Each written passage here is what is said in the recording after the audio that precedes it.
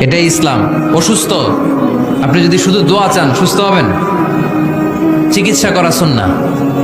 যেই রোগ হয়েছে ওই রোগের চিকিৎসা নেওয়া কি সুন্নাহ। আল্লাহর হাবিব অসুস্থ হলে চিকিৎসা নিতেন।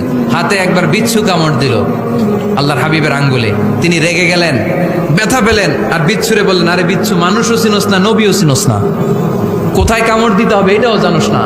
কিন্তু কামড় যখন দিয়ে ফেলছে বিশ্বনবী ব্যথা পাচ্ছেন। বিশ্বনবী সূরা ইখলাস পড়ে ফাতিহা পড়ে ফু দিতে লাগলেন।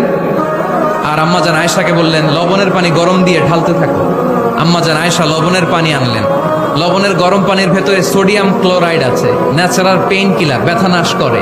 আম্মাজান আয়েশা গড়গড় করে লবণের পানি ঢালতে লাগলেন। আল্লাহর হাবিব কোরআন পড়ে ফু দিতে লাগলেন। পানি ঢালা শেষ, গড়গড় করে লবণের পানি ঢালা শেষ, বিশ্বনবীর দোয়া পড়া শেষ, এর মধ্যে আঙ্গুলের ব্যথাও শেষ। কারণ দুইটার সমন্বয় হয়েছে, দোয়াও আছে, দাওয়াও